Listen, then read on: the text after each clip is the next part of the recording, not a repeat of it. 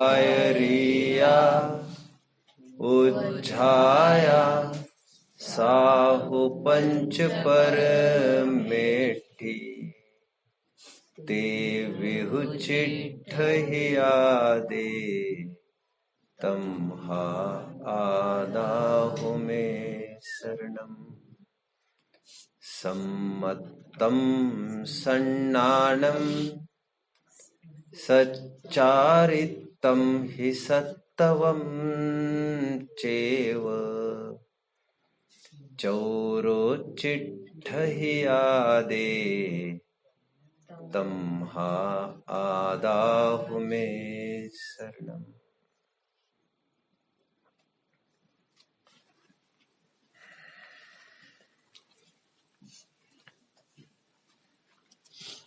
शांति के पिपासुओं, शांति के खोजियों, वैज्ञानिकों,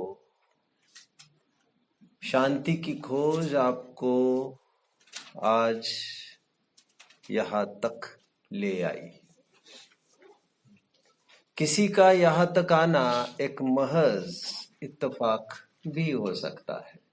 जैसे जीव अजीव तत्व संबंधी भूल में अभी अभी हम देख रहे थे, पंडित जी कह रहे थे किसी किसी का आना प्रसंगवशात भी बन सकता है। कोई आते नहीं है, कुछ लोग ऐसे होते हैं जिनको लाया जाता है, हो सकता है। बट कुछ एक लोग ऐसे होते हैं जो पुरुषार्थ पूर्वक अपने और सुख के बीच में चलती दूरियों को समेटने के लिए उद्यमवंत होते हैं, लालायित होते हैं और प्रतिपल एक ही टारगेट से चेस्ट होते हैं, मुझे तो सुखी होना है। अब ये उनकी बात है जिनको कदम कदम पर दुख भासित हो। मुझे कभी कभी लगता भी है और बहुत बार मैं कहकर भी दिखाता हूँ लोगों को, छोटी छोटी बातों में जिनको आदतें हैं वकील के चक्कर काटने की, डॉक्टर के चक्कर काटने की, तो मैं कभी कभी कहता हूँ यार कुछ तो प्रतिकूलता साथ में रहना जरूरी है।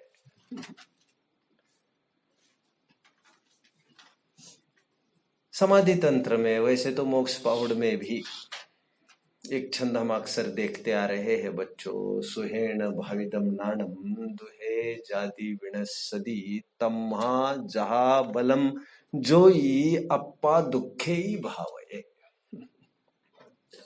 समाधि तंत्र में भी सेम श्लोक आया है। इसी को गाथा के रूप में एक आध शब्दों का विपर्यास करके कुंद आचार्य देव उसी बात को पहले फरमा चुके। वे ये कहते हैं कि दुख के रहते हुए भाई गई ज्ञान की भावनाएं सुरक्षित, स्थायी, एश्योर्ड होती है, क्योंकि सुख के काल में भाई गई भावनाएं एक धोखा और एक भ्रम भी हो सकता है। श्रीमद जी की भाषा में बहुत बार अक्सर हम जिसे अतीन्द्रिय सुख समझते हैं, धार्मिक धर्म से उपजा सुख समझते हैं, बहुत करके वह इंद्रिय सुख भी हो सकता है। और ये फाइन लाइन को डिफाइन करना, अलग अलग करना हर एक के बस की बात नहीं होती भाई साहब। इसका तो केवल ज्ञान के कंप्यूटर से ही दिखते हैं ये फाइन लाइन। Therefore beware. कितने जन समझ रहे हैं मुझे? इस फाइन लाइन को समझना जरूरी है। जो हम भोग रहे हैं वर्तमान में, वो अतीन्द्रिय सुख के दायरे में आएगा। हालांकि मेरा विषय ये है नहीं, I am coming towards the subject and by one way और द अदर ये सभी सब्जेक्ट्स अपने ही है। मैं कभी कभी ये कहता हूं, नव्य ग्रेविक का मिथ्या दृष्टि है, देव है, उसको क्या दुख होगा? क्या दुख होगा, ऐसा मेरा प्रश्न है आपको। भाई साहब, आप और मैथमेटिकल डाटा, टेक्निकल डाटा मेरे सामने रखोगे, उसको मिथ्यात्व है, अरे इससे क्या होता है? ये बोलने से क्या होता है? मैं तो प्रश्न पूछ रहा हूं आपको। उसको दुख है, सच क्या है? उसको खाना नहीं है, उसको पीना नहीं है, उसको कपड़े नहीं चाहिए, बीवी बच्चे कोई आसपास नहीं है, ठंडी गर्मी नहीं है, उसको कुछ भी नहीं है, कुछ भी विकल्प के स्तर पर भाई साहब, उसको तो समूह शरण में भी जाने का विकल्प नहीं रहा है, किसी से बातचीत का विकल्प नहीं, कोई विकल्प ही नहीं है उसे। अरे वो स्वयं कैसे तय करे, मेरी तो ये कहना है। द्रव्यलिंगी मुनि, आप कुछ कहना चाहते हैं? मैं शांति से आप सबको सुन लूंगा बाद में। वैसे मैं इग्नोर तो किसी को भी नहीं करता, और मैं आपके होने को बड़ा अच्छा महसूस करता हूँ, आपका होना, और मैं फोकस भी आप पर ही करता हूँ। बट इवन देन हाथ इसलिए मैं इग्नोर किया क्योंकि I think you will be satisfied, तो you should wait for while. वह द्रव्यलिंगी मुनि जो सबके सामने बैठा है, आचार्यत्व कर रहा है, 600 मुनियों का आचार्यत्व करने के लिए ऊपर बैठा है, मुनि संघ का नायक बना है, सम्यक दर्शन ज्ञान चारित्रता के अधिकता से प्रधान पद को प्राप्त करके जो मुनि संघ का नायक बना है, वो द्रव्यलिंगी मिथ्या दृष्टि भी हो सकता है। और सबसे बड़े मजे की बात तो ये है, वही नहीं जानता है कि वो मिथ्या दृष्टि है। How shocking, how shocking, how shocking. छल भी नहीं कर रहा है वो। द्विपायन मुनि के सामने जैसे पत्ता लीक हो गया कि सब ये मेरे हाथ से घटित होने वाले, वो तो भाई साहब चले गए बहुत दूर। थोड़ा भी कोई पत्ता खोलता कि ये मिथ्या दृष्टि है तो वे स्वयं आचार्य पद का त्याग करते जरूर। और उनके उपदेश से कितने जन सम्यक्ति हो रहे हैं उनके उपदेश को सुनकर। सम्यक ज्ञान का अन्यथापना 237 पेज, हम कई दफे देख चुके हैं इसे। खैर, बड़ा सूक्ष्म जिन शासन है, कौन समझे इससे कोई फर्क नहीं पड़ता, वो स्वयं ही कथनचित अवक्तव्य को लिए हुए है। इसीलिए नहीं कि भगवान की वाणी निरक्षरी होती है, बट बेसिकली जो जो भी हम बोलते हैं वो सब कुछ बोलने में कभी नहीं आ सकता। भाई बोलने में वो अतिशय कैसे हो सकता है जो जानने में हो सकता है? जो जाना जा सकता है वो बोलने में कितना आ सकता है? नहीं आ सकता, नहीं आ सकता। कमिंग बैक, जिसे संसार में दुख भासित हुआ हो, मैं यहां से चर्चा उठाई थी, और फिर मैं समाधि तंत्र का मोक्ष पाहुड़ का आधार दे रहा था। देते हुए ये कह रहा था जीवन में कुछ प्रतिकूलताएं होनी जरूर चाहिए। आचार्य देव तो इस पक्ष में प्रतिकूलताएं नहीं हो तो एक दो प्रतिकूलताएं ओढ़ लो फिर अपने ऊपर। मैं सही कह रहा हूं, ऐसा बोलते हैं आचार्य देव। क्या कह रहे हैं? एक दो प्रतिकूलताएं ओढ़ लो। ओढ़ लो मतलब क्या? रेल के सामने जा, अरे भाई टोडरमल जी कहेंगे यदि तुम्हारा राग घटा ही था तो साधना करता, आत्मघात में कौन सी भलाई थी। यदि तुम्हारा शरीर के प्रति अनुराग घटा था तो संयम अंगीकारता, साधना करता, आत्मघात में कौन सी भलाई हुई? टोडरमल जी पूछते हैं। प्रतिकूलता ओढ़ने का तात्पर्य तपश्चरण करना, 2-3 उपवास कर लो, वस्तु स्वरूप समझ में आ जाएगा। अबे आपको वो भी नहीं करना है भाई साहब, हम जो कह रहे वो भी नहीं मान रहे। अब आपको तो सुख लगता है तो हम कह रहे 2-3 दिन आहार का त्याग कर लो तो सब ठिकाने आ जाएंगे, सिट्ठी पिट्ठी गायब हो जाएगी तुम्हारी, तो हमारे कहने की जरूरत नहीं पड़ेगी। और खाने की व्यवस्था यहीं पर है सीमित समय के लिए। बात यहाँ की नहीं है, हम उस काल को भूल नहीं सकते हैं। अकाल जब पड़ा था 50s 60s के मैं बात कर रहा हूँ, और पीछे चलू तो 16वीं सदी की मैं थोड़ी सी याद दिला दूं, ऐसे भी अकाल से हमारे देश जूझा है। जब एक एक दाने के बदले में, मैंने आपको कहा था, थाली भर भर के रत्न और स्वर्ण की मुद्राएं भी बरसाई जाती थी। इतनी तो कीमत है सोने की। वो तो समय तय करेगा किसकी कीमत है। कितने जन मुझे फॉलो कर रहे हैं? अपने संत तुकाराम हुए महाराष्ट्र के, उस समय में कितना अकाल पड़ा था आप जानते हो? आपको छठवां काल देखने के लिए वहां तक जीने की जरूरत नहीं है। अब भी यही देखने मिल सकता है आपको। अभी तो जैसा आम आदमी सोचता है सब कुछ ठीक ठाक है, ठीक ठाक है, अभी बहुत सुपरफिशियल सोच है, उसकी दृष्टि वैसी नहीं है। इसलिए मैंने कहा था कि थोड़ा अपनी सोच को यदि उठा सको तो उठा लेना चाहिए। आचार्य देव कहते हैं कि दुख नहीं हो जीवन में तो दुख को ओढ़ लेना चाहिए। दुख को ओढ़ लेना चाहिए मतलब जैसे मैंने अभी कहा, कुछ तपश्चरण आदि कर लेना चाहिए। ये जो काय क्लेश वगैरह करते हैं, विविक्त शय्यासन, रस परित्याग किया जाता है, जो रस परित्याग है, और क्या है वो विविक्त क्या है, और अनशन नवमोदर्य, वृत्ति परिसंख्यान आदि जो अंगीकार किया जाता है, वो केवल इसी के लिए किया जाता है। किसी न किसी प्रकार से हमें बीमारी है, हमें प्रतिकूलता भाषित होना जरूरी। एनीवे, टोडरमल जी तो ये कह रहे हैं, यदि मोक्ष मार्ग प्रकाशित किसी ने पढ़ा होगा तो प्रारंभिक 4 अध्याय में केवल इतना ही सिद्ध कर रहे हैं कि जीव दुखी है। दुखी जीव को दुखी है ये सिद्ध करने के लिए जान खपा रहे अपनी,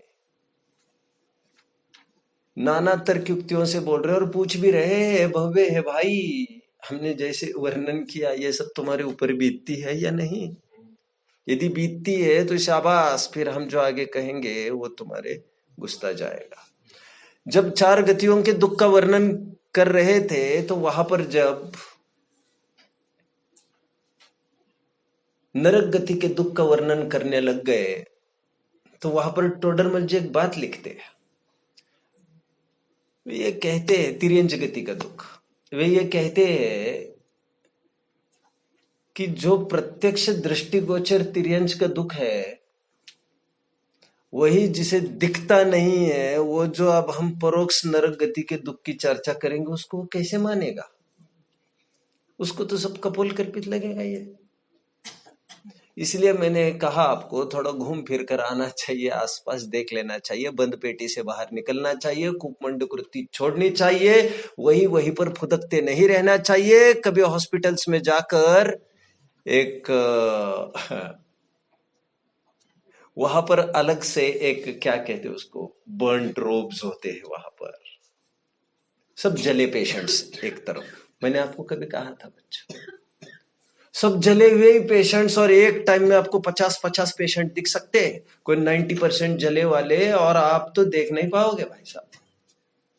अनुभूति की बहुत दूर की बात है, आप देख नहीं पाएंगे, उनको देख नहीं पाएंगे। 2-2, 4-4 जन मिलके उनको संभालते रहते हैं, किसी किसी के पैर में इतने जीव पड़ जाती, इतने जीव पड़ जाते हैं, 2-2, 4-4 जन उसी को निकालने में लगे रहते हैं। खैर, अच्छा है आंखें खुल जाती है जल्दी तो। कमिंग बैक, मोह निर्मूलन की हमारी चर्चा विगत 3 कक्षाओं से चल रही है। ज्ञानी के जीवन में जो जो भी एक्टिविटीज होती है, उसका प्राइम लक्ष्य अपना शुद्धात्मा, अपनी आत्मा, अमूर्तिक चेतनमयी ज्ञानानंद स्वभावी अपनी आत्मा ही बनी रहती है। हर प्रसंग में जैसा मैं कहता आ रहा हूं, आज थोड़ा सा नया टॉपिक भी खोलूंगा जो आज तक मैंने कहीं खोला नहीं है। ऐसे तो मैं हर सेशंस में चाहता हूं कि एक नया मैं कुछ दे सकता हूं, मैं दे दूं, जिससे मेरा भी उस बहाने अवलोकन हो, नए स्वाध्याय का आदि आदि। मैं कुछ कह रहा था बच्चों, मैं ये कह रहा था, देव पूजा, गुरुपास्ती, स्वाध्याय, संयम, तप, दान, ये तो बिगिनर्स के लिए। डोंट माइंड, मैं जो कह रहा हूँ बहुत शांति से सुनते जाना। अटपटी लगेगी कोई, किसी को ये लगेगा फिर समाज में ऐसा होगा वैसा होगा, मैं क्या कहूँ इसमें ज्यादा। बट ज्ञानी जो जो भी करता है वो सब ठीक ही है। अभी शायद भैया उसी बात को कह रहे थे कि ज्ञानी जो भी करता है, ज्ञानी की सभी क्रियाएं ज्ञानमयी होती है। समय सार की 127 128वीं गाथा है। उसको स्वाध्याय आवश्यक के लिए किसी पुस्तकों से चिपकने की बिल्कुल जरूरत नहीं है बच्चों। लेकिन जो ये कहता है मुझे पुस्तकों को पढ़ने की जरूरत नहीं है, भावावेश में आकर जो बोल रहा है यदि, तो वो बड़ा धोखे में है। मैं इसलिए कह रहा हूं, सोच समझकर मैं बोल रहा हूं, सोच समझकर आप समझ लीजिए, सुन लीजिए, प्लीज मुझे समझिए। शायद तो आप जानते ही है। बट सच पूछो तो यह आवश्यक तो 12वीं सदी के है, और समय समय पर यह आवश्यक बदलते आ रहे हैं। पहले ये अच्छे आवश्यक माने भी नहीं जाते थे, कोई और अच्छे आवश्यक माने जाते थे। समय समय पर ये बदलते जाते हैं। समय की नजाकत को देखकर, द्रव्य क्षेत्र काल भाव की स्थितियों को देखकर, संगनन देखकर, जीवों के लोगों के परिणाम देखकर ये सब चेंज होता रहता है। ज्ञानी जो भी कुछ करे उसका पूजन भगवान का मोहताज नहीं है उसका स्वाध्याय ग्रंथों का भी मोहताज नहीं है। वो कहीं भी देखे उसको वही बात दिखती है। मैं फिर से ये बात कहना चाहूंगा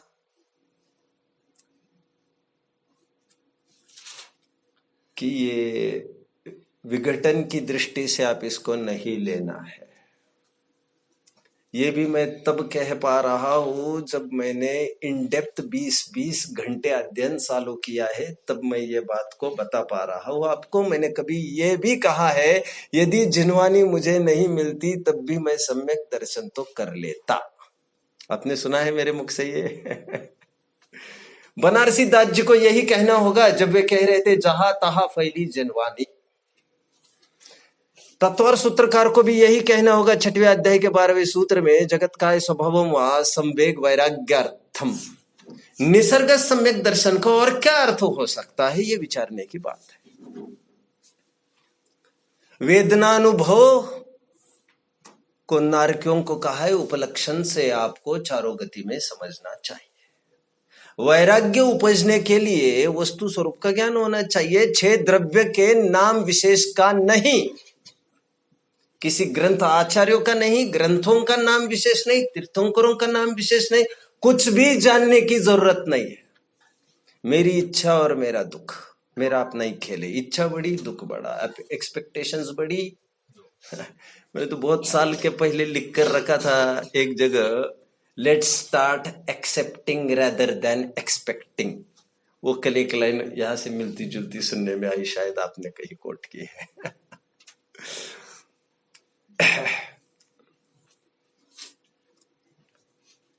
पूजन का तात्पर्य कोई चापलूसी नहीं है।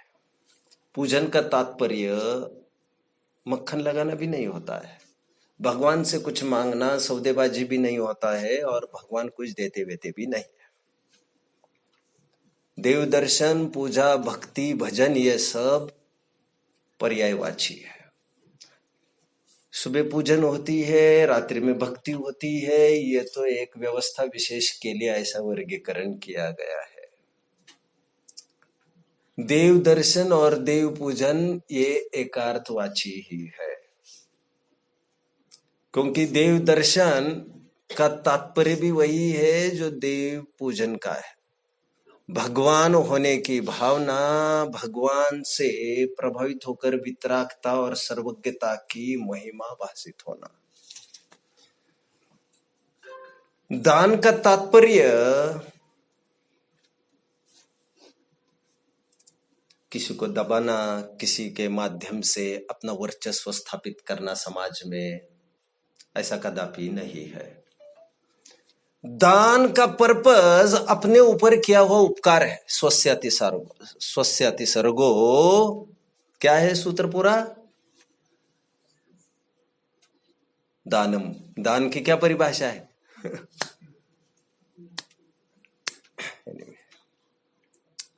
स्वस्याति सर्गो, अपने ऊपर किया गया उपकार है, ऐसा लिखा है साफ साफ, वह दान है।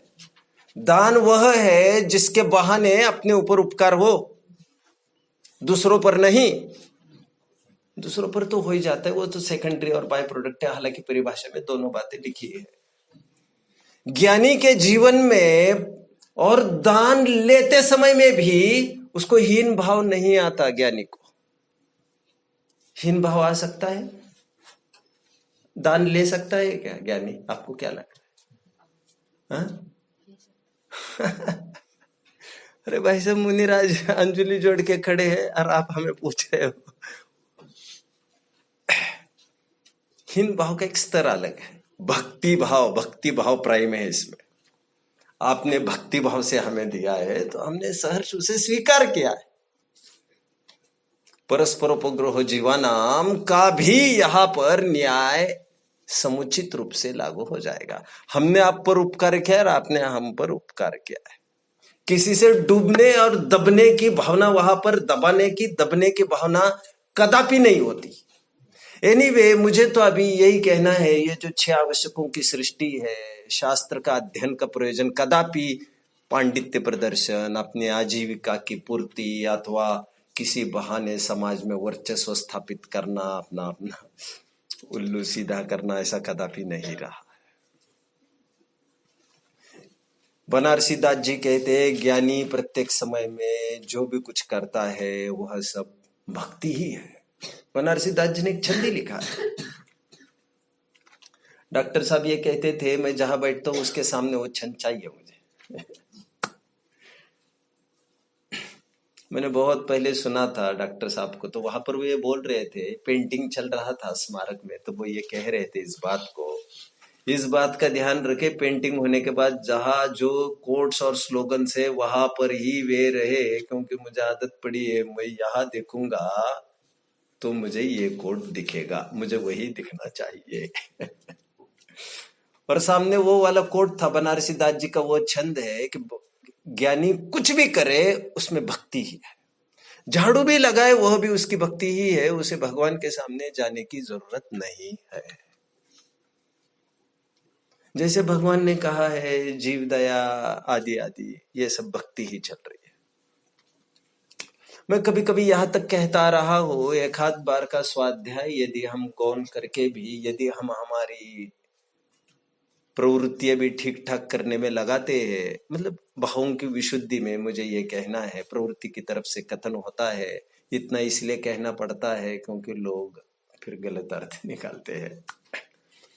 एक विद्वान है, विशाल जी पाटनी को आप जानते हैं, उनका तब विवाह नहीं हुआ था, मैंने नाम तो ऐसे ही बता दिया, आप जानते हैं इसलिए बता दिया मैंने।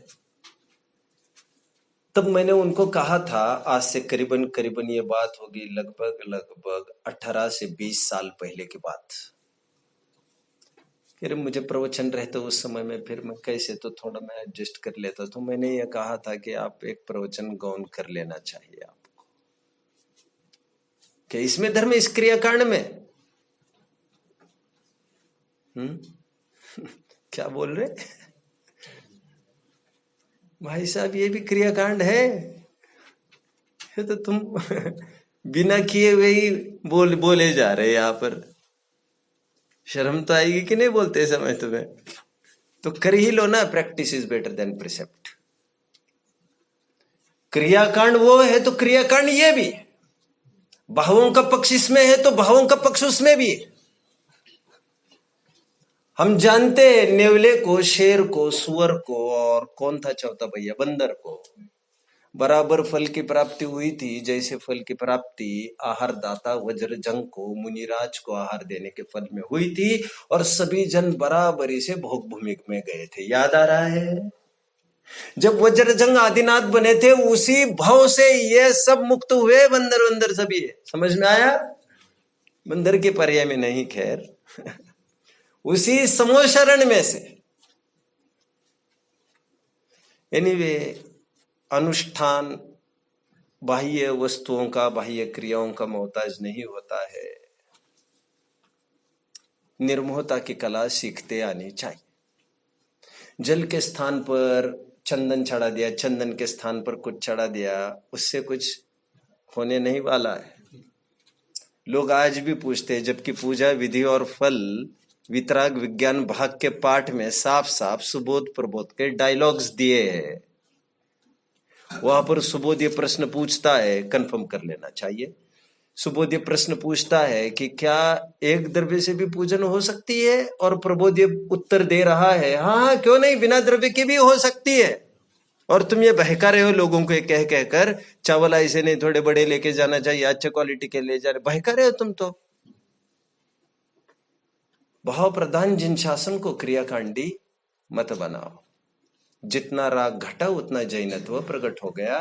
गोपाल दास जी बरैया ने, सॉरी, लघु जैन सिद्धांत प्रवेशिका में जैन किसे कहते की परिभाषा है, कोई बताएगा उत्तर? उसके एक महत्वपूर्ण अंश ये बता रहे हैं यहां से, जितने अंश में कषाय घटी उतने अंश में जैनत्व प्रकट हुआ। अभी जिन आज्ञा को मानने वाले वो तो ठीक है परिभाषा, अभी सब पीछे की परिभाषा रह गई। वो जैन किसे कहते हैं? जितनी मात्रा में कषाय घटे उतना जैन। अभी आवश्यकों का बात क्या ही, कितने ग्रंथों का अध्ययन है, इसका सवाल कहां खड़ा होता है। खैर, मैं आज कुछ नई बात करने के मूड में हूं और मैं उसको अभी थोड़ा सा प्रारंभ कर लेता हूं। मैं 3 प्रकार के लोग यहां पर अभी खड़े करता हूं। मैं अभी कुछ पढ़ के भी आया हूं, शायद मैं आपको यहां पर वो कोट भी कर दूंगा आधार के रूप में। 3 भूमिका के लोग मैं यहां पर खड़ा करता हूं, चूंकि प्रकरण अपना मोह निर्मूलन का है। कुछ लोग होते मोही, फर्स्ट कैटेगरी के। कुछ होते हैं दर्शन मोह के निर्मूलक, second category. And third category चारित्र मोह के निर्मूलक। इस प्रकार मैंने 3 भेद आज किए। उसको मैं ऐसे भी देख रहा था अभी, मुनियों को अलौकिक कहा है, मुनियों को अलौकिक कहा गया है।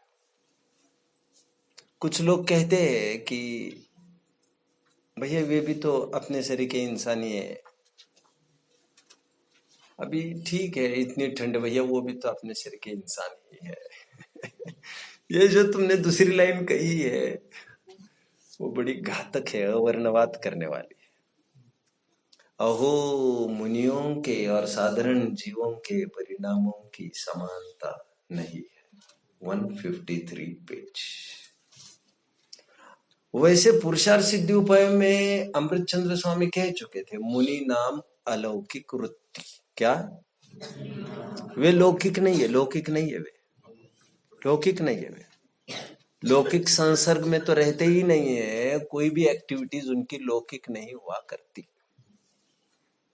आपको याद आ रहा है ना, थोड़े दिन पहले मैंने आपको बताया था, उस कोर्ट में, जल मंथन के कोर्ट में, जल मंथन ने यह पूछा कि वे कैसे सरेंडर हो सकते हैं हमको। ये जल मंथन कौन है? कल्कि। कौन? कल्कि। और उपकल्कि की मैं बात कर रहा था थोड़े टाइम पहले, आपके बीच में कर रहा था नहीं, कि उससे पहले कर रहा था मैं? कल्कि और उपकल्कि की बात आपके बीच में मैं कर रहा था थोड़े टाइम पहले। ओके। जल मंथन ने एक दिन ये प्रश्न पूछा, उस कल्कि ने, आतंकी ने यह प्रश्न पूछा सिंहासन पर बैठकर अपने मंत्रियों से, कोई है देश में, देशांतरों में, जो हमारी आज्ञा का पालन नहीं करता? और उत्तर में यह बताया गया था वैसे तो कोई नहीं है। फिर बाद में ख्याल में आया, हाँ एक कैटेगरी के लोग हैं जो बिल्कुल नग्न रहते हैं, तो उनको वश में करो, मेरे वश में करो। वो बोलेगा ऐसा? फिर साहब ऐसी तो कोई विधि ही नहीं है जिनको वश में। अरे उनको अपनी किसी प्रकार से जरूरत तो पड़ती होगी। नहीं साहब, अपने तो कुछ भी जरूरत नहीं पड़ती उनको। हवा पानी तो प्रकृति प्रदत्त है, उसको तो आप रोक नहीं सकते। उनको कुछ भी नहीं चाहिए साहब, उनका नाम ही आदर्शन है। क्या वातर्षण। हिंदू ग्रंथों में दिगंबरों के लिए कुछ नाम है। क्षपणक एक नाम, एक वातर्षण दूसरा नाम। वातर्षण मतलब वायु ही जिसका भोजन है, हवा पर ही जीते हैं। वातः अशन। जैनेतर ग्रंथों में ये शब्द मिलते हैं दिगंबर संतों के लिए। एनीवे, फिर जब ये पता चला कि वे आहार के लिए नगर में आते हैं तो टैक्स के रूप में पहला कौर लेने का तय हुआ, और उसमें भी जीत तो मुनिराज की ही हुई, क्योंकि वो टैक्स तो नहीं कहलाया। टैक्स तो तब कहलाता जब हम 4-5 कौर खाते। पहला कौर ही ले गए वे। पिंड हरण दोष, अंतराय पड़ गई, सल्लेख ना ले लेंगे। पीछा कर सकते हो तो कर ले बेटा, हम जा रहे हैं। एनीवे, 3 कैटेगरीज में कर रहा हूं। एक लौकिक, जो मिथ्यात्वी मोही जीव के लिए मैं अभी मोह जो कह रहा था, मोही जीव, उसे मैं लौकिक कह रहा हूं। वे टोटली लौकिक है। उनकी क्या एक्टिविटीज होती है थोड़ी देर में मैं बताऊंगा। और भी मैं एक बात कहना चाहता हूं, बीच में मेरा अंतिम सेशन है, इसलिए मुझे बड़ी ऐसी असहजता भी सी भी हो रही है, फिर अपना मिलना बने ना बने। जिनको धगज है कि मुझे सुखी होना है, उसे मार्ग मिले बिना रहते नहीं है। डेफिनेटली इसमें एक ही इंग्रेडिएंट जरूरी है, आपकी धगज। आपको जुनून चाहिए, उठते बैठते हर दम आपको एक मुमुक्षुता जागृत रहनी चाहिए। जो भजन में कहते हैं ना, हमें तो मोक्ष दशा ही चाहिए, कुछ बोलते हैं। तो ये प्योर वैराग्य की जो धारा है, वो सब काम करा देगी, आपके सब काम साथ देगी। वो हम ये प्रॉब्लम कैसे सेटल करें, घर की ये प्रॉब्लम कैसे सेटल करें, सब समझ में आ जाएगा, सब समझ में आ जाएगा। Come back. लौकिक, एक तो लोकोत्तर अलौकिक। चारित्र मोह के निर्मूलक को मैं फिलहाल अलौकिक लोकोत्तर कह रहा हूं, इसलिए उनको उपचार से चारित्रवंत भी कहा है। आपको लगेगा चारित्र मोह के निर्मूलन कैसे किया है मुनिराज ने, वो तो चारित्र मोह का निर्मूलन तो आगे होता है। 12वां गुण स्थान है ना क्षीण मोह, 11वां गुण स्थान उपशांत मोह है। तो 12वें गुण स्थान में अभाव होता है संज्वलन कषाय का, हा या ना। 10वें गुण स्थान के अंतिम समय में और 12वें गुण स्थान के प्रथम समय में संज्वलन कषाय चौकड़ी का क्षय होता है। बावजूद इसके कर्णान्योग ग्रंथों को यदि गौन करो, चरणान्योग के ग्रंथ मुनिराज को चारित्रवंत कहते हैं, इसलिए मैंने उन्हें चारित्र मोह का निर्मूलक कहा। और संज्वलन कषाय चौकड़ी है भी देशघाती, इसलिए उनको चारित्रवंत कहने में कोई आपत्ति नहीं है। 3 कैटेगरी में कर रहा हूं, लौकिक, अलौकिक, और बीच की एक कैटेगरी खड़ी कर रहा हूं मैं, अलौकिकता सन्मुख लौकिक। क्या कहा? सम्यक तो सन्मुख मिथ्या दृष्टि तो आपको पता ही है। ये 3 व्यक्तियों का मैं वर्गीकरण कर रहा हूं। मेरा कुछ पर्पज है कहने का। अभी ये बात तो तय है कि हम अलौकिक तो नहीं, राइट? हम तुम अलौकिक तो कोई नहीं है यहां पर, मुनि तो कोई नहीं है ना। हम बंधे हैं मतलब हम लौकिक है। मैं आपसे बंधा हूं, आप मेरे से बंधे, मतलब हम लौकिक ही है।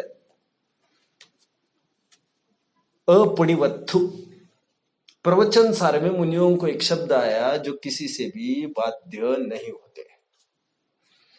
मैं 1 घंटा प्रवचन करूंगा ऐसे कहकर वे बंध गए, उतने समय के लिए वे शुद्धोपयोग उनका खतरे में पड़ गया। कोई वर्ड नहीं भैया, कोई वर्ड नहीं। यदि मैं दिखाऊंगा तो प्रमाण करना, नहीं दिखाओ तो छल ग्रहण ना करना। कोई हमारा वर्ड नहीं है।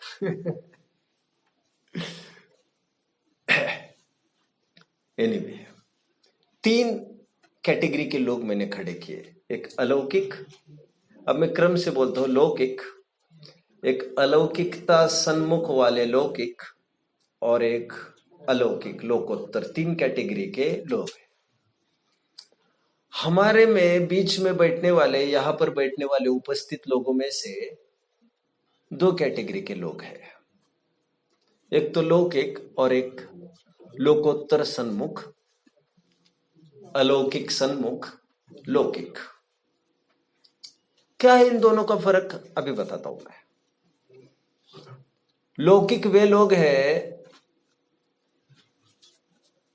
जो रात दिन धर्म करते हैं ऐसा उनको लगता है। मैं सही बात कह रहा हूं, सही बात कह रहा हूं, मैं कहना नहीं चाहता, बट मुझे यदि बस चले और मैं किसी का बोलने लग जाऊं तो मुझे ऐसा लगता है ये क्या हो रहा है। ये रात दिन स्वाध्याय भी करते हैं, परंतु घर में कोई धर्म की प्रेरणा नहीं किसी को। खाया क्या, पिया क्या, इतना ही। मेरा बुबलू आया होगा, उसको भोजन करा दो, बस खत्म, चलो अपना अपने स्वाध्याय करने के लिए। मतलब हम उनके साथ रह रहे हैं जो कुछ भी धर्म नहीं कर पा रहे हैं, और हम उनको धर्म की प्रेरणा दे नहीं पा रहे हैं। ऐसे स्थान पर अणुव्रती नहीं रहते। क्या कहा मैंने? और हम सब अणुव्रती ही है। क्या कहा मैंने? अब ये नए रूप से सब कहने की मुझे जरूरत नहीं है। मध्यमांस मुदुतागे साहनुव्रत पंचकमाष्ट मूल गुणा नाहुर ग्रहिणाम श्रमोत्तमा। आपने मुझे एक वीडियो भेजा था एक बार, डिस्कशन युगल जी और मेरे के बीच में था। बहुत लोगों को पीड़ा हुई उसको देखकर, क्योंकि मेरा रुख ऐसा नहीं रहता है। मैं बूढ़ों के साथ मैं क्या के लिए उलझता बैठे यार। एक बात, दूसरी बात, मैं स्वभावगत ऐसा व्यक्ति हूं भैया। उसके ऊपर फिर मैंने 3 सेशंस भी डिलीवर किए थे, आपने सुने थे। देन इट्स इनफ, मुझे ज्यादा यहां कहने की जरूरत नहीं है।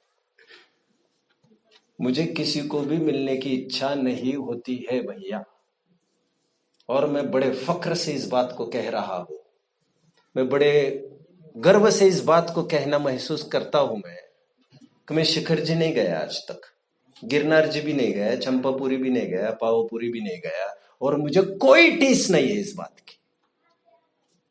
आपको भटकना है उतना भटक लीजिए आप, फिर सब सैर सपाटा करने के बाद मेरे पास आ जाना, फिर मैं रास्ता आपको कुछ बता सकूंगा।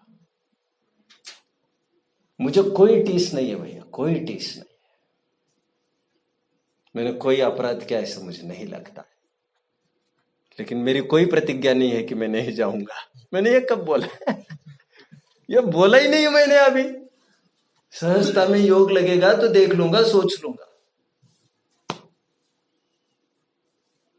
8 मूल गुण की सुरक्षा की मैं कॉम्प्रोमाइज नहीं करता। मैं ज्यादा कुछ नहीं कर सकूं तो एक जैनत्व को तो टिकाए रखो ऐसा लगता है। गुण स्थानों की मैं कोई बात नहीं कर रहा हूं।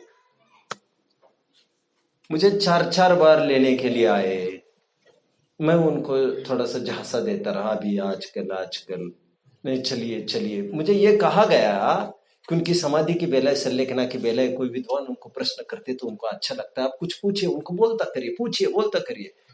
मैं तो संबोधन के लिहाज से वहां पर गया हूं, और मुझे मकसद मेरा पता है, मुझे कितने के साथ कितनी कैसी बात करनी है। और मोर ओवर, जहां पर मुझे पात्रता की कमी दिखती है, मैं ज्यादा फजीता कभी नहीं पालता हूं समझाने का।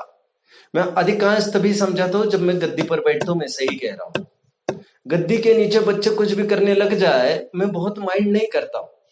मैं केवल पढ़ता पढ़ाता हूं। गुरुकुल का चार्ज दूसरों के पास है, वे उसको संभालते रहे।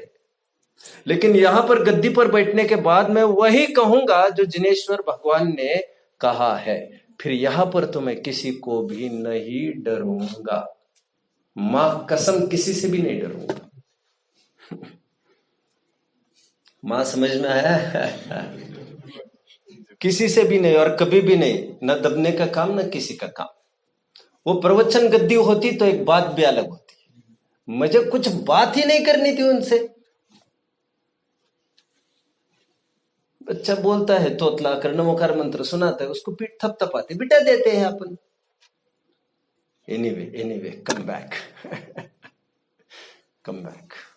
मैं 3 बातें कह रहा हूं बच्चों। मैं ये कहना चाहता हूं खुलकर, धर्म की रुचि उसे नहीं है जिसने अपनों को धर्म की रुचि के भरसक उपाय, हर संभव उपाय नहीं किए हो। मैं एक बॉटम लाइन आपको बोल दी है अभी। मैंने क्या कहा अभी जरा रिपीट करोगे प्लीज? प्लीज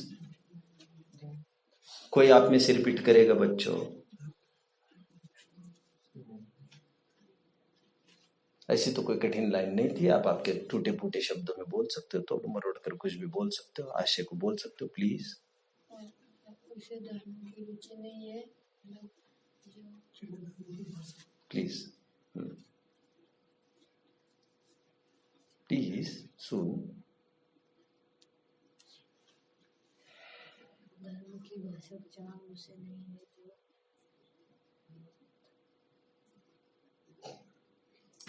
धर्म की सच्ची रुचि उसे नहीं है जिसने अपनों को धर्म मार्ग में लगाने के हर संभव प्रयास नहीं किए हो। मुझे बड़ा ताज्जुब होता है, शास्त्री करते हैं जीवन भर पढ़ते भी नहीं है। मुझे बड़ा ताज्जुब होता है, जो शास्त्री करते हैं उनके बच्चे भी स्वाध्याय करते नहीं दिखते। मेरा आग्रह नहीं है वो सभाओं में आए, और सभाओं में आने से कोई पाप नहीं लगता। बिगिनर्स को सभाओं में ही आना चाहिए, क्योंकि पाप से बचने का तरीका पुस्तकों से पढ़ने से बेहतर है। आप तो समाज में उठने बैठने लग जाओ तो काफी कुछ सिखा देगा। बिगिनर्स के लिए सभाओं में उठना बैठना निरर्थक नहीं है। बात केवल पुस्तकों को पढ़ना और उसके आशय को समझना नहीं है। बिगिनर्स के लिए सब जरूरी है। भूमिका की बात है, किसी को कितना क्या जरूरी है, किसी को देखकर हम उसी को फॉलो करेंगे, ऐसा नहीं होना चाहिए। सबका अपना अपना लेवल से आदि आदि। मैं 3 बातें बार बार कह रहा हूं, ध्यान से सुनिएगा। अभी लौकिक लोग वे होते हैं, लौकिक कह रहा हूं मैं उनको, हम सब में की ही बात कर रहा हूं मैं, रस्ते वालों की बात ही नहीं कर रहा हूं। जो स्वाध्याय में आते अपना शुद्ध भोजन भी करते होंगे, जो उनसे सब स्वयं करते, घर में गृहित मिथ्या तो चलता है, सब चलता है, और वो कहते हैं अपन को क्या है, अपन को शुद्ध देते बस तो काम हो गया। अपना न प्रेरणा का कोई विषय बनता है न किसी का बनता है। और जो तुम्हारे ठीक ठाक चल रहा है, अभी ठीक ठाक चल रहा है मतलब तुम हट्टे कट्टे हो, तुमने ही पैसा कमाया आज तक का तुम इतने कोई हेल्पलेस होपलेस हो नहीं ऐसे कि कोई फाइनल स्टेज में है कि ऐसे कोई क्रांतिकारी कदम उठा नहीं सकते। ऐसी तो कोई अभी स्थिति नहीं है तुम्हारी। ऐसी स्थिति में अलौकिक सन्मुख लौकिक पुरुष घर पर नहीं रहेगा। साफ साफ उल्लेख है, अभी अभी मैं पढ़कर आया हूं, अचौर्य अणुव्रत की भावनाओं का प्रकरण। और सुखद आश्चर्य ये है कि सदा सुखदास जी के अलावा और किसी ने भी इस पर कलम नहीं चलाई। क्या कहा मैंने? व्रतों की भावनाओं पर सभी जगह तत्व और सूत्र की टीकाओं में सर्वत्र है, बट वो कॉमन चर्चा है, कॉमन। और कॉमन चर्चा में महाव्रतों की चर्चा की मुख्यता हो गई है सर्वत्र। जैसे अहिंसा व्रत की भावनाएं कहनी थी, वो एरिया समिति आदि कहने लग गए हैं। वे आदान निक्षेपण समिति की बात करें, भावना ख्याल में है किसी के? थोड़े टेक्निकल बात कर रहा हूं आज, ग्रंथों की कुछ बात कर रहा हूं मैं। मुझे यह कहना है व्रतों की भावना का प्रकरण तत्व और सूत्र के 7वें अध्याय में है या नहीं? है या नहीं है? अतिचार और भावनाओं का वर्णन किया है ना आचार्य देव ने। तत्स्थैर्यार्थम भावना पंच 5 भावना एक एक व्रतों की सुरक्षा के लिए बताइए उन्होंने। बट सदा सुखदास जी ने ही अणुव्रतों की क्या क्या भावना होनी चाहिए उस पर फोकस किया, अन्यत्र किसी ने नहीं किया। अणुव्रतों की स्पेशली अभी शून्यागार मतलब आम लोग क्या समझते हैं? शून्यागार विमोचितावस परोपरोदाकरण, शून्यागार मतलब क्या समझते हो भैया? शून्य स्थान पर रहते हैं। कहाँ रहते हैं?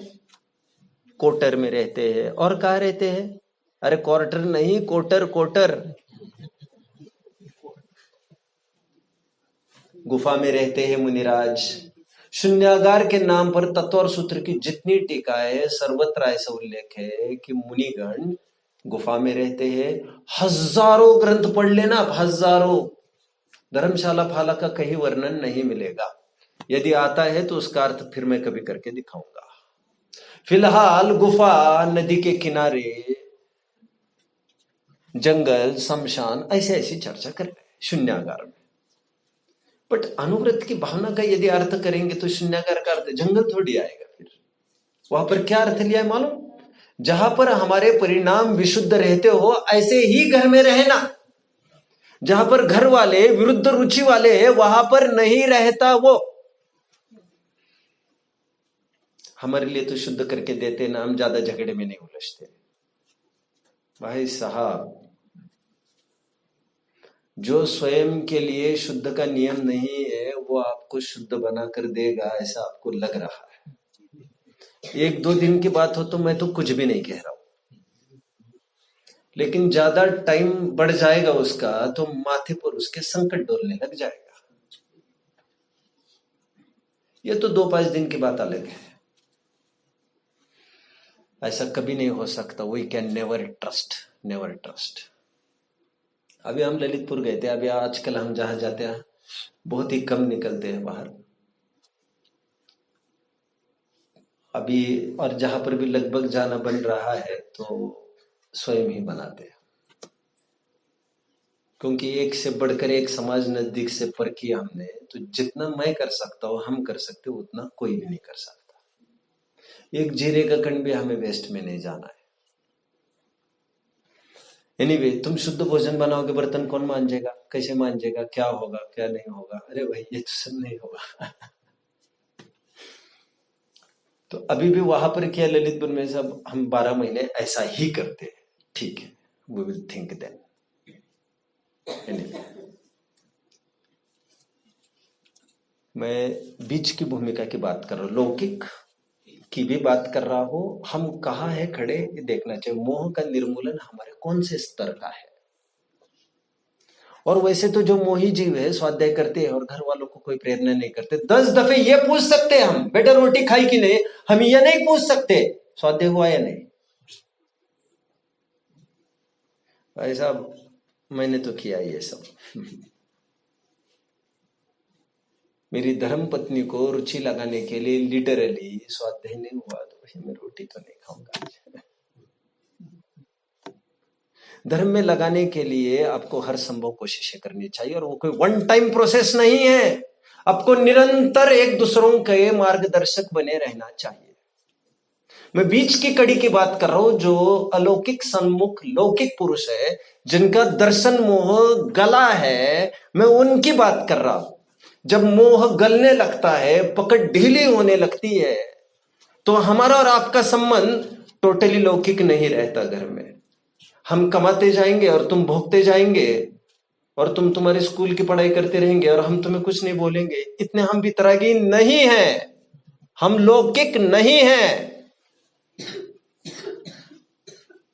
मैंने दो तीन सेशन के पहले अंतिम लाइन ये कही थी, एक ही नाता साधर्म्य बनेगा हम अच्छे से निभा पाए। मतलब हमारे कलेजे का टुकड़ा धर्म मार्ग में नहीं लगा है, धर्म से रुचि नहीं रखता है, और हम उसको आसानी से प्रॉपर्टी छोड़ के चले जाएंगे। ऐसे तो अलौकिक सन्मुख लौकिक पुरुष नहीं होता। मुझे यह कहना है वो लौकिक कैटेगरी का ही होता है। फिर से मैं इस बात को दोहराता हूं, जिसने अपने माता को, पिता को, दादा को, दादी को, घर के समस्त सदस्यों को, अपने बच्चों को, जितनी तुम्हारी चल सकती है हर संभव कोशिशें नहीं की हो, अप्रतिहत रूप से नहीं करता हो, उसको भी धर्म की रुचि सच्ची नहीं है। क्योंकि जिसे सुख की परिभाषा समझ में आई है जो मेरे लिए बेहतर है वो दूसरों के लिए वो बेहतर समझता है। ये बात दूसरी है कि मैं मुनि हो रहा हूं तो तुम भी मुनि हो, ऐसा आग्रह तो नहीं करेगा, क्योंकि अणुव्रत महाव्रत में आग्रह काएगा। लेकिन सामान्य सदाचार पालन में षटकर्माणि दिने दिने में तो आग्रही होना चाहिए, क्योंकि ये तो लाइफ स्टाइल है जैनियों का। कितने जन फॉलो कर रहे हैं मुझे? मैं एक प्रसंग मेरा सुना देता हूं। ये तब की बात थी जब मुझे धर्म की रुचि लग गई थी और खुमारी का कोई पार नहीं था, और मैंने ये तय किया और तभी तुरंत मुक्ति का जन्म, मतलब मुक्ति हो ही गई थी। फिर तो मैंने ये सोचा कि अपना जीवन तो ऐसी तैसी जैसा भी चला गया, लेकिन मेरी बच्ची का जीवन तो ऐसा नहीं जाएगा। इसके लिए मैं हर संभव कोशिश करूंगा, हर संभव जो भी बीच में आएगा उसको पीछे हटना पड़ेगा, और मैं मेरे मकसद में आगे बढ़ता रहूंगा। तो पिताजी को मैंने एक दिन ये कहा, फिर मैं थोड़ा सा ऐसा हूं ना, बहुत ऐसा नहीं हूं कि ठीक है भैया आपको मैं मेरा देखूंगा, आपको जैसे ठीक, मेरा ऐसा नहीं। तो मैंने घर का माहौल थोड़ा ठीक ठाक करना चालू किया। मैंने मीटिंग लेके शांति से सब बता दिया। तो सबने थोड़ा बहुत घर पर रात्रि वगैरह का वैसे तो त्याग रहता था, थोड़ा बहुत श्वेतंबर के संस्कार तो थे ही, बट बाय चांस कभी कुछ होता होगा तो मैंने कह दिया कि रात में ये सब, उसके बाद कुछ नहीं होगा। स्पेशली पापा जी को, तो पापा जी ने भी बेचारे ने लगाम लगाई, अंदर से कुछ भी सोच रहे होंगे, बट ये सब बंद हो गया। अब बात इतनी सी रह गई कि साल में एक बार मेरी लड़की और मेरा जमाई आता है, उनको भी सूर्यास्त के बाद पूछेंगे नहीं क्या? मैंने कहा मेरी लड़की पर उसका कैसा असर होगा? वो रात में खाता वाता देखेगी तो नॉर्मलाइज हो जाएगा वो, उसको अटपटा लगना चाहिए ये देखकर कभी, हाँ रात में खाते, ये क्या हो रहा है?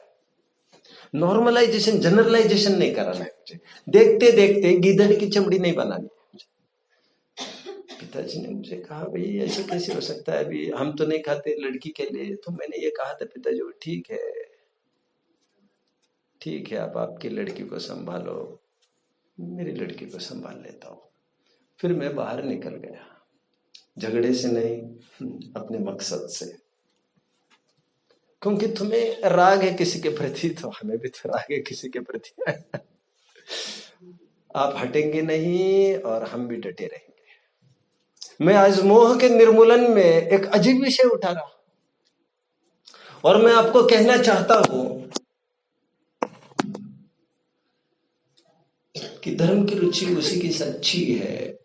आपके बच्चे कुछ भी कर रहे हो, किसी भी स्तर पर हो, जैसे नेशन फर्स्ट की भावना होती है वैसे आपकी होनी चाहिए धर्म फर्स्ट। ये हमारे लिए प्रायोरिटी में है। पैसा कमाना आदि आदि आदि आदि ये उनको जरूरत होती है जिसको धर्म नहीं मिला हो। धर्मात्माओं के ऐसे कोई पाप के लाले नहीं पड़ते जिससे उनको किसी की गुलामी करने के लिए दर दर की चक्रें खानी पड़ेगी। तुम तो धर्म संभालो। हमारी मजबूरी है, हम जो भी कर रहे हैं।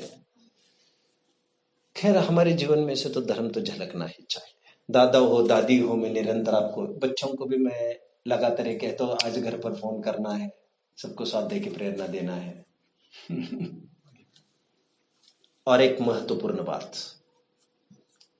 वैसे लोग ये समझते हैं कि हमारे घर में बहुत प्रेम है। एक कविता सुनी थी मैंने बहुत टाइम पहले, घर असावे घरा सारके नकोत नुस्त्या भिंती, इथे असावे प्रेम जिव्हाळा नकोत नुस्ती नाती। कितने जन समझ रहे हैं? लेकिन आप कुछ भी कहो, कुछ भी, घर गृहस्थी में कभी भी एक मत नहीं हो सकता। आपस में कभी भी प्रेम, और प्रेम हुआ तो फिर क्या रहा? फिर हो सकता है वात्सल्य। धर्मात्मा जीवों के जीवन में वात्सल्य हो सकता है अभी। और जब भी, मेरी तो एक साफ पॉलिसी है, घर में भी मैं उन्हीं से बात करता हूं जिनसे मैं उनकी गलतियां कह सकता हूं अथवा जो मुझे गलती कह सकता है। हमारा साफ रिलेशन है, साफ। हम केवल ऊपरी सुपरी बातों में ना हम संतुष्ट होंगे ना तुमको संतुष्ट करेंगे। मैं मेरी को कहता था कि तुम्हें 2 5 10 20 साड़ियां लाकर मैं तुम्हें खुशी बड़े आसानी से खुश कर लेता, लेकिन मैं तुम्हारे जीवन के साथ धोखाधड़ी नहीं करना चाहता हूँ। मैं तुम्हारे साथ सच्चा प्रेम करता हूँ। मिथ्या दृष्टियों को उपदेश देना यह सर्वोत्कृष्ट उपकार है और गणधर तीर्थंकर भी ऐसा ही उपकार करते हैं। मैं तुम्हारे साथ खिलवाड़ नहीं करूंगा। जब तक तुम्हें धर्म की रुचि लगेगी नहीं तब तक हम चैन से बैठेंगे नहीं, और हर संभव उपाय हम करते हैं। जिसे धर्म में सुख भाषित हुआ है वो अपनों को दुखी देखता रहे, ऐसा होगा नहीं। हर संभव कोशिश करेगा। हर संभव में मेरे कोई क्लॉजेस नहीं है, कोई कंडीशंस नहीं है। आपकी अकल से आपको काम करना चाहिए। मैं तानाशाही की बात नहीं कर रहा हूं, लेकिन मैं ये भी नहीं कर रहा हूं कि हम हर चलो ठीक है भैया अपन तो गायक रहो, अपन तो गायक रहो। इतने बेवकूफी का नाम मोह का निर्मूलन नहीं होता है, क्योंकि जब मोह टूटता है वो बराबरी से टूटता है। जिसको थाली के भोजन को याद दिलाने का विकल्प होता है उसको स्वाध्याय का भी कहने का विकल्प बराबरी से होगा। एक बार ये उपदेश होगा तो ये एक बार उपदेश होना ही चाहिए। कितने जन समझ रहे हैं मुझे? जो एकांती गायक रहता है वो भूला है, भटका है और पक्का मोही है, स्वाध्याय के भेष में मोही है। जिसको अपनी गलतियां सुनने का बिल्कुल भी कलेजा नहीं है वो मार्गस्था भी है नहीं। कलेजा डेवलप करो आप। भैया मेरी एक खासियत है, मैं बहुत कम लोगों से जुड़ा हूं, लेकिन जितने लोगों से जुड़ा हूं मैं खुलकर उनकी कमियां कहता हूं और चौड़ी छाती से बर्दाश्त करते हैं। खुलकर वे मेरी गलतियां कहे, ऐसा मेरा अनुरोध रहता है उनसे। लेकिन मैंने ये नहीं कहा है कि वे जो भी गलतियां कहेंगे वो मेरे में चली रही होगी। उनको लगा तो इतने मात्र में धन्यवाद उनको जरूर देना चाहिए। अपने तो वे होते हैं जो अपने दोष का निवारण करे। वे हमारे नहीं है, वे हमारे स्वार्थ के सगे हैं जो दोष की बारी आने पर पीछे हटते हैं। घर से निर्मोहता होना बड़ा सरल है। जरा इस बात को आजमा कर तो देख लीजिए आप थोड़ी सी उनकी कमियां कहने लग जाएंगे तो वे अपनी अपनी पर उतर आएंगे। उनका एक्चुअल लोकेशन पोजीशन आप ढंग से नाप सकेंगे। जब तक आप एडजस्टमेंट एडजस्टमेंट कहते रहेंगे और स्वभावाला औषध नस्त, स्वभाव को कोई औषध नहीं रहता, छेड़ो मत उस बात को। इस क्या कहना चाहिए, एक जो कबूतर होता है ना जो आंखें मीच के ही बैठता है और ये समझता है कुछ संकट नहीं है, तो ऐसी तो बात ही क्या है। फिर तो सबका अच्छा ही चलता रहेगा। लेकिन ऐसा सह अस्तित्व में कोई दम नहीं रहता है। फिर घर में जैसे कबीर का ये कहना है, जिस घर में अनुकूल आज्ञाकारी बीवी बच्चे ना हो अथवा माँ बाप ना हो तो घर से बेहतर है वे जंगल में जाकर रहे। यह कबीर का कोट है। हालांकि हमारा जैन दर्शन भी ऐसा ही कहता है जैसा मैंने ये कहा था। इसलिए घर में जितने जन भी हो उनको धर्म का संस्कार देना यह मोह के गलने की निशानी है। हम अपना करते रहेंगे, उनका कुछ भी होता रहेगा, ऐसा तो नहीं होगा। इतने स्वार्थी बनकर हम वही धस कर नहीं बैठ सकते। परोपरोधाकरण नाम के एक भावना में फिर से यही समझा रहे सदाशिवदास जी। कितने जन समझ रहे बच्चों मुझे? सच्चा धर्म प्रेम उसी को है जो हुक और क्रुक एनी हाउ सबको धर्म में लगाए हो। हमारे वे ही है जिनसे हम खुलकर उनकी कमियां कह सकते हैं और वह हाथ जोड़कर उसे स्वीकार भी कर सकते हैं। नहीं तो अपना मिलना बन सकता नहीं किसी भी प्लेटफॉर्म पर नहीं। फिर ऊपरी ऊपरी बातें होती रहेगी जिसमें कोई सेंस नहीं है। मैं जैन हूं, मैंने धर्म का आलंबन किया है और मेरा उन्हीं से रिश्ता है जो धर्म मार्ग में लगे हैं। समानशील व्यसनेषु सख्या, birds of same feather flock together, they fly together. समान रुचि लक्ष्य पक्ष के लोग ही साथ में रह पाते हैं। एडजस्टमेंट और कमजोरियां ये कॉम्प्रोमाइजेस से बेहतर है घर से बाहर निकले, एकांत साधना करे, लेकिन एक तरफा हम मोह करते रहेंगे और धर्म की नो एंट्री बोर्ड वहां से होगा, तो इसका कोई मोह निर्मूलन का कोई सेंस नहीं बनता है। बहुत सारी बातें कहनी है, miles to go before I end and miles to go before I end, थोड़ा कहा बहुत समझना। ग्रंथों को स्वयं पढ़ना, सॉल्यूशन सेंटर्स वे ही है जो ग्रंथों को पढ़ते हैं, उनको यहाँ वहां ताक झाक करने की जरूरत नहीं पड़ती है। सभी समाधान, हमारी सभी समस्याओं का समाधान उसमें मिलता है।